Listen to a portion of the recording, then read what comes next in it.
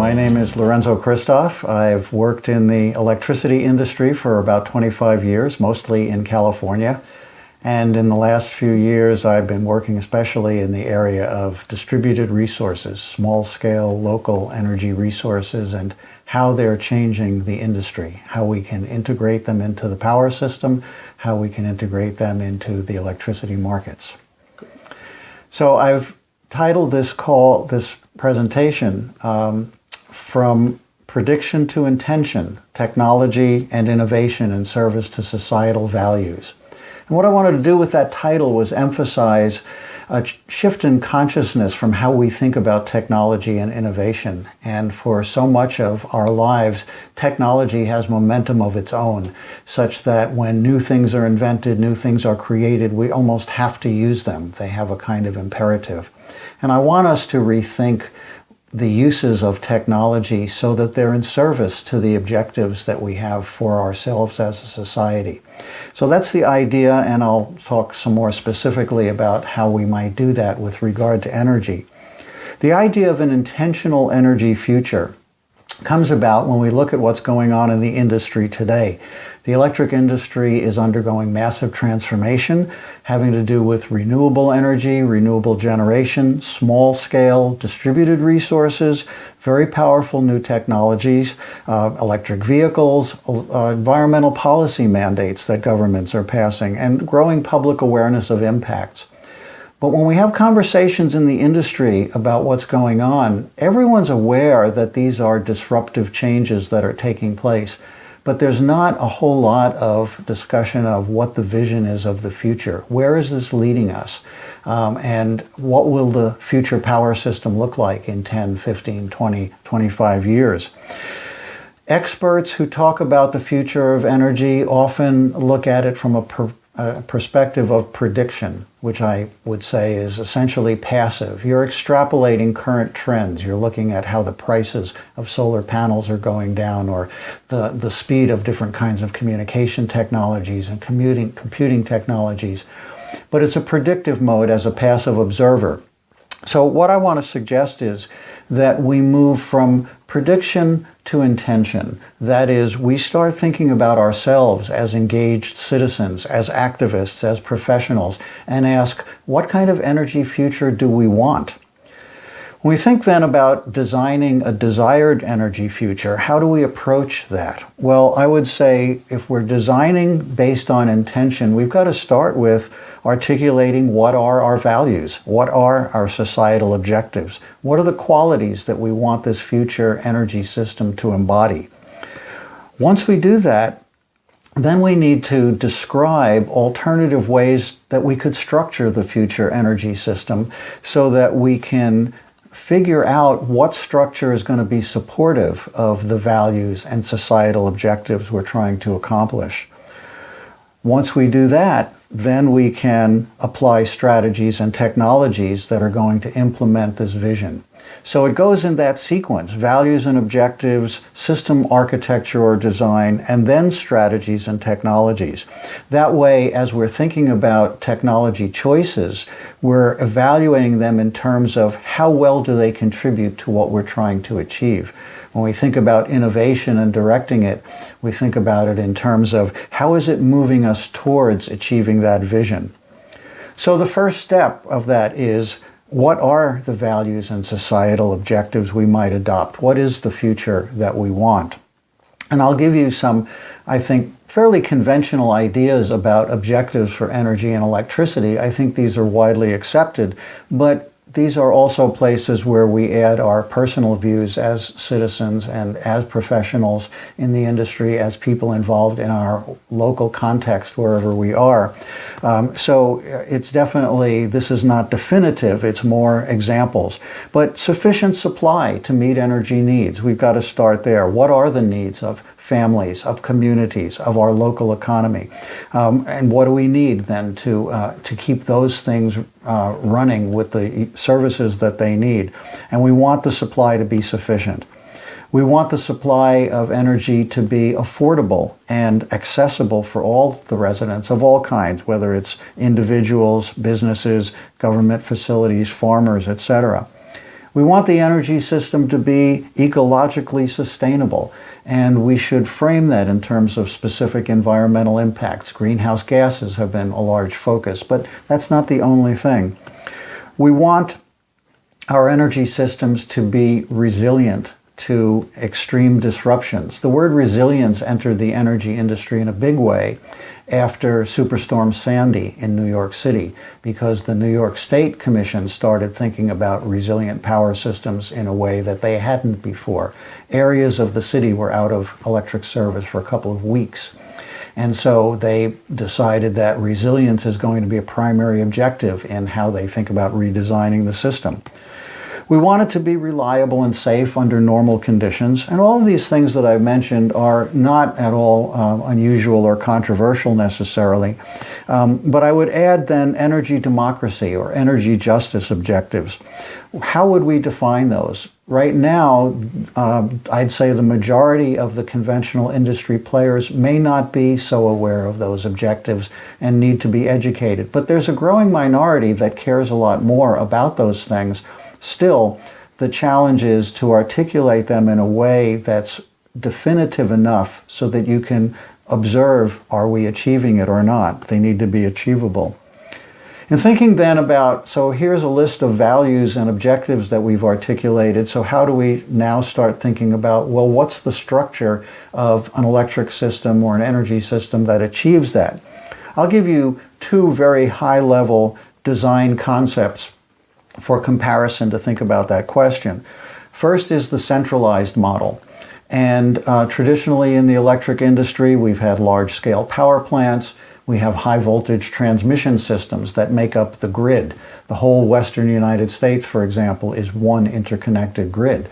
The whole eastern United States is an interconnected grid. So that's the high-voltage system that moves energy over long distances. But then from there, you have lines that are considered radial. That is, they move in one direction, from the bulk power system down to end-use customers. And in this traditional centralized design, there's very little use of small-scale local resources. Some, but not very much. So this is traditional. This has been with us for nearly 100 years. There's huge assets that already exist with billions and billions of dollars of sunk investments. And the whole industry structure, the way the regulatory agencies work, the way the companies are organized, the way investment financing happens, were all designed around this centralized paradigm. So that's one potential future design as well. Decentralized is the alternative I've put in front of you, and there our task is to imagine what community-level energy systems might be if they're designed and built to serve local needs. And so the decentralized system, this now becomes capable in a new way that was not possible even 10 years ago and will become even more accessible in the future. And here's where technology enters, because as we start thinking about local systems, we could, for example, think about an individual house that has solar panels on the roof, that has a battery storage facility, a Tesla Powerwall, for example, that has an electric vehicle that plugs in and charges, that has some electronic control systems that manage energy for the house. Well, when the sun's shining, the solar panels generate, but they generate more than you need. So you store that excess in a battery. Your control systems then enable you to have heat and light when the sun's not shining. In that way, a house can almost become its own self-contained energy system without relying on a large grid.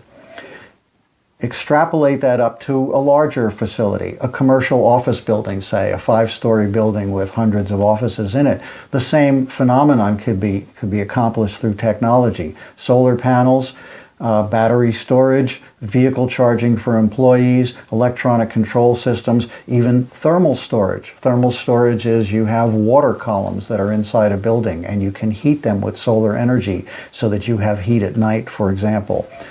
Or you can cool them with solar energy in the morning so that you have cooling for air conditioning in the afternoon. This building can become its own self-contained energy system. The building might be one building on a campus, a university campus, or a medical center that has 20 or 30 buildings on it, that entire campus can be operated as a local small-scale energy system.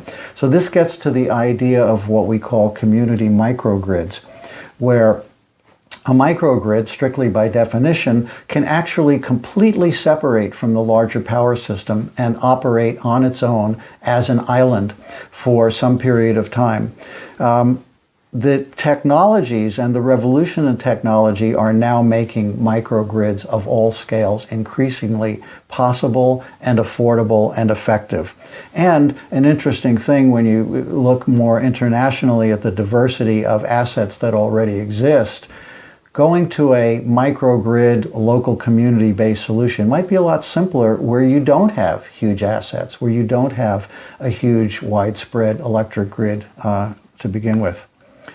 So another thing that's happening with technologies is that traditional concepts that have been used in the industry for decades are being overturned. We've always distinguished traditionally between resources and customers. The resources are the giant power plants. The customers are way at the other end of the system, and they're getting energy that's shipped over wires. Well, with technologies like solar panels and batteries, the customer becomes the resource. That distinction goes away because a house, sometimes it's consuming energy, sometimes it's producing. So the resources and the customers can be right on the same premises. Another change is definition of the customer shifting from the individual to the community. So, for example, we have laws in the U.S. now around solar installations which create incentives for people to put solar on their houses that's just the right size for what their house needs.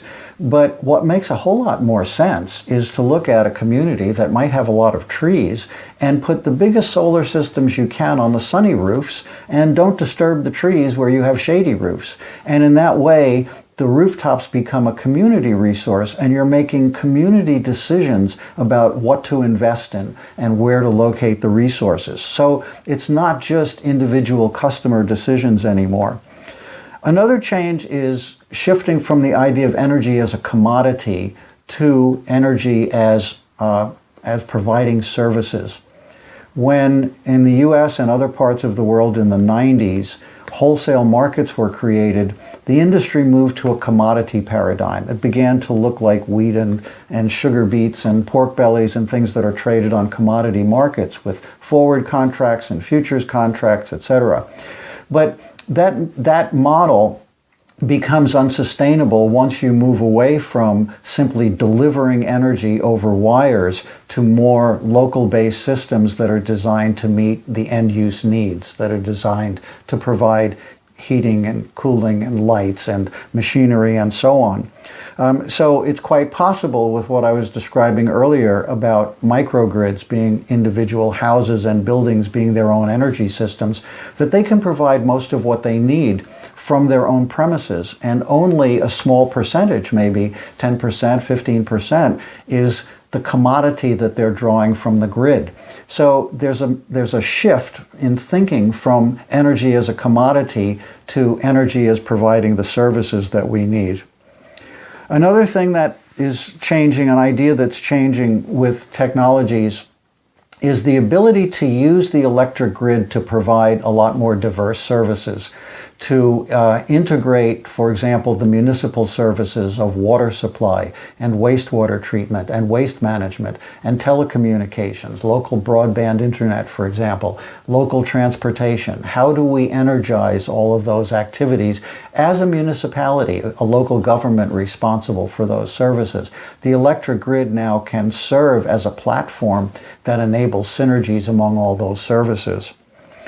And then finally, the concept of economies of scale. So anyone who's talked about economics has heard that term used a lot in the economics profession. The idea that by building something big, it's cheaper and more efficient and effective than building something small.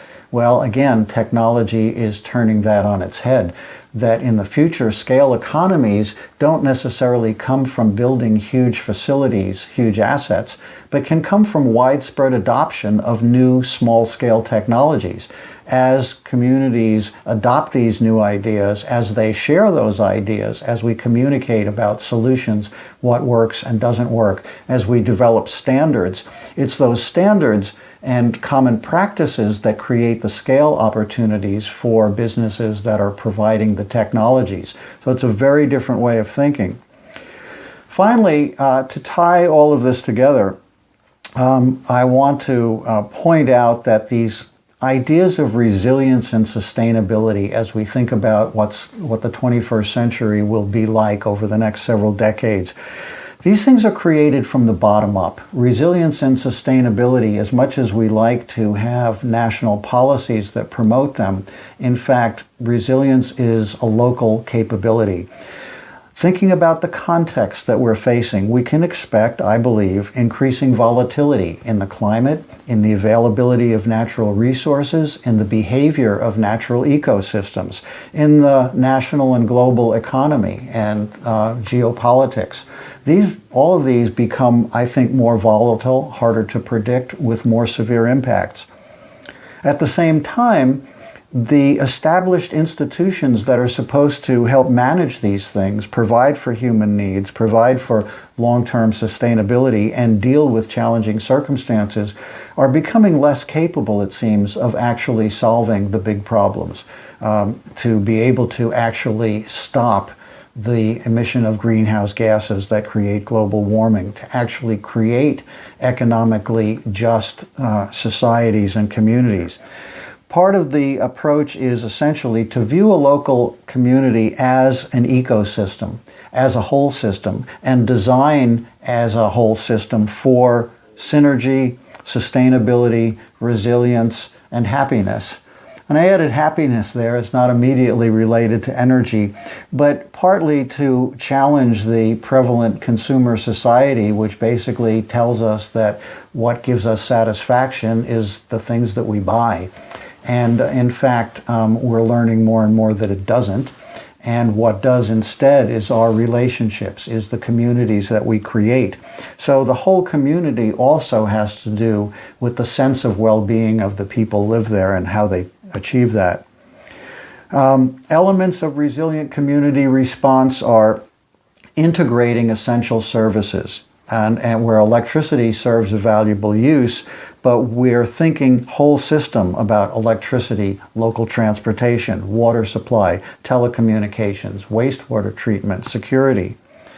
We want to support and strengthen the local economy. We want to rely more on local food rather than moving things over long distances, support locally owned businesses, local financing from citizens who have money to invest in local businesses that need loans in order to increase their capabilities, medical services, practical skills that we can exchange at the local level.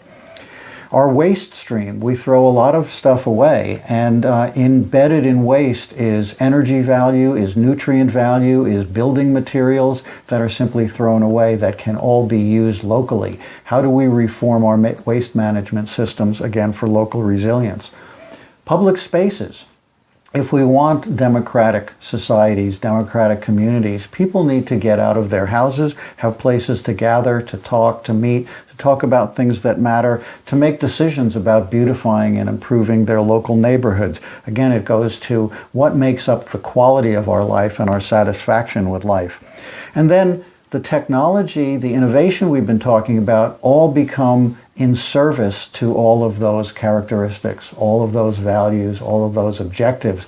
We're choosing now technologies that help us achieve what we want, rather than the traditional view going after the technology simply because it exists and we have to do something with it. So, as a conclusion, I would just point out that resilient communities entails whole system thinking, looking at the community as an entire ecosystem. We want to transform today's centralized systems, centralized energy systems, very large-scale assets, into a system of community-based microgrids that support the community ecosystem of all these services. And in order to do that, we need to go back to, well, what are our values? What are our societal objectives? What are the qualities we're trying to achieve? Things that I listed earlier. that contribute to resilient communities. All of this happens within a larger context. It doesn't mean that as a community you forget about the rest of the world. You're operating within a country or within a state or within a province and indeed within the rest of the world. So we have that awareness and we are communicating with people in other communities around the world, sharing ideas.